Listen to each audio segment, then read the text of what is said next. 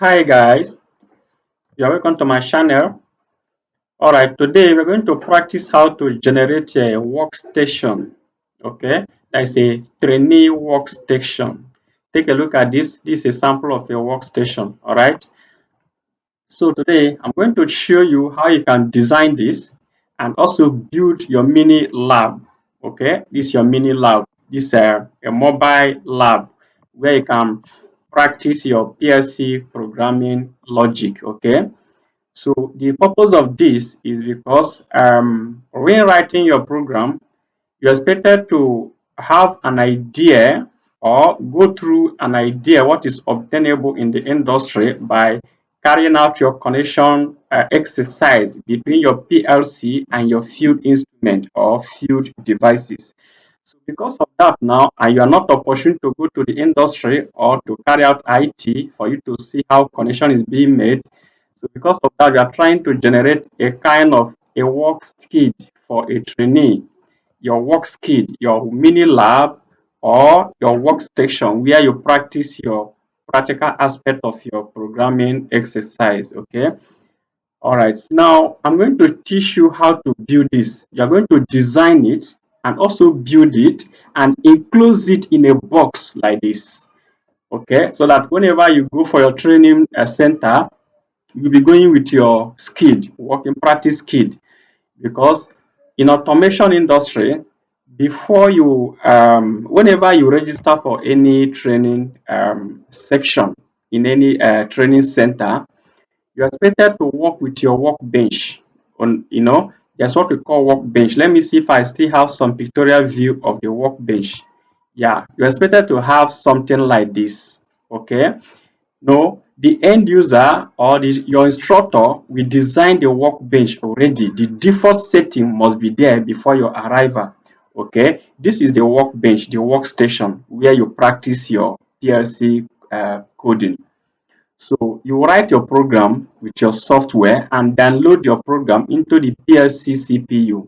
Okay, download it there. Then you now use your work skid, your practice workbench to now illustrate how your PLC will communicate with your field instrument by pressing these buttons. Each of the buttons will respond to any of these contactor by energizing or de-energizing. Okay, it is assumed that this is your factory, this is your field. Okay, the PLC and interface device like HMI may be situated in the control room. Meanwhile, there's going to be a control panel, a central control panel that will transmit communication between PLC and the field device. That particular panel will be also situated a considerable distance from the control room. So now your ability to identify the control panel function and the PLC function and the field instrument function is what I'm going to teach you now. So because oftentimes trainers and instructors normally design their workbench in their training center, and when the trainee now come in and start practicing with those default setting of the workbench, then when you now leave them to practice on their own to work without being close supervision, they find it difficult to activate, to practicalize connection process of connecting PLC to the field instrument. They find it difficult, and some of them will be very scared that they might blow off the PLC, as due to the fragile nature of that particular PLC. So they will be scared carrying out connection exercise between the PLC and the other subdivided or interface panels. So because of that, now I want to teach you how you can build your confidence in connecting your cables to PLC. All right. So this is what you meet when each time you go for PLC training. You meet their default setting, you meet their workstation and practice with their workstation. But now today I want to teach you how you can generate your own workstation, something like this. Okay, and if you do that, it will be of a great advantage to you whenever you purchase your own PLC. If you have your PLC like this, you can also practice at home. When you come back from your training center, you practice from your PLC with your workstation. This is going to be your workstation. All your connection between PLC to your workstation must be done a detachable form. In a detachable form this way, you can unplug, you can plug. So that is better. So you don't need any screwdriver to connect or disconnect. All you need to do is to plug and displug, plug and displug, plug. You make it confident and convenient for you to carry out your coding exercise confidently and very comfortably. So I'm teaching you how to build your workstation. These are workstation, okay? But this particular one is the one I designed for my student. All right, this is the PLC and this is the workstation. You connect from your PLC to your workstation with a displuggable means. You can plug them in, you can displug them here.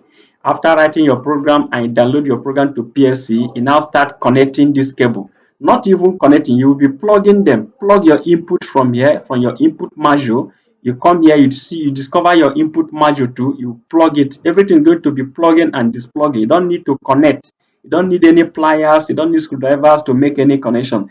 Everything here, both the input to your lab workstation, all of them is going to be plugging and displugging. All of them is displuggable. So that's what I'm going to teach you. Then this is the design I have for it. I made a design with my software. This is the design. So I will teach you how to do that. Sorry, let me increase the size a little. Let me make it 100 so you can see the component very clearly. So this is how, let me show you the box. We are going to design our own from the scratch, but let me show you a preview of what we are going to do. Now take a look at this box. This workstation here, this portion is my output. So here now is for my field devices, contactors, induction motors, and so on, conveyors. I will refer to my conveyors, contactor, induction motors as this output. The whole of these are my output. I will also refer to this as my input. These are my input. This one will come from my input modules. This one will also come from my output module of the PLC. So after writing my program and I want to carry out the connection between my PLC to my field device, I will come here and plug them in. Okay, let me show you. Yes, they have plug-in and plug-in. Input will plug, output plug this way, the input plug this way. Okay, then you line them up here. Okay, and they even how to energize your PLC is by plugging. By plugging from AC, by everything is going to be by plugging. Okay, you're going to design yours that form. Okay. Okay, now we're going to start from reading the drawings. This is the drawing. I use my software to design this. Now, it's very simple. It's quite simple. It's just all about knowing your input and knowing your output.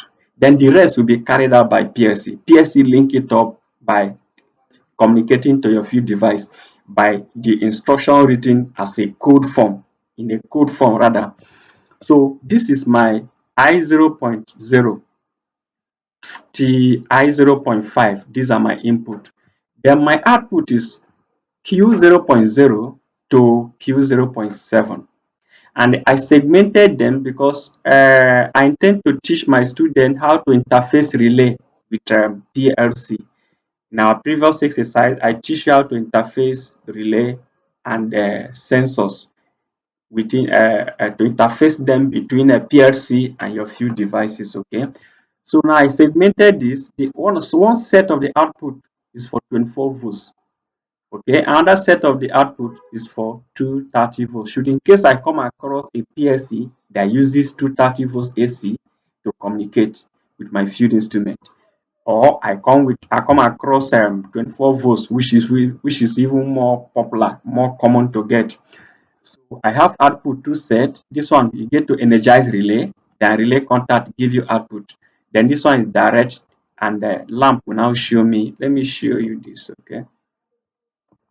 All right. Here now I have one, two. The whole of these yellow indicators, pilot lamp, the whole of them, they are all DC output, DC, 24 volts.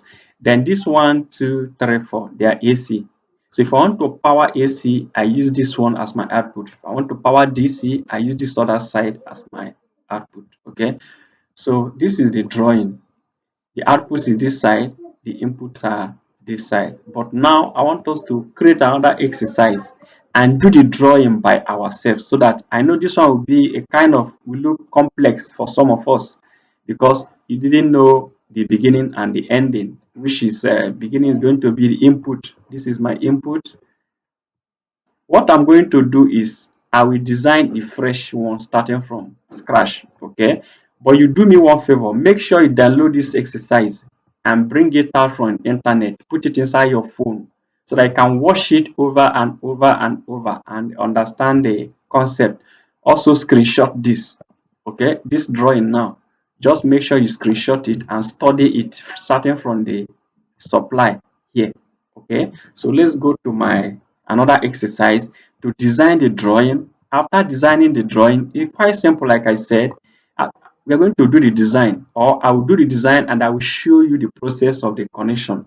I will also present the 3D. I will show you something like this. I think I have done it already. Okay, look at it. We are going to design this. This is the 3D.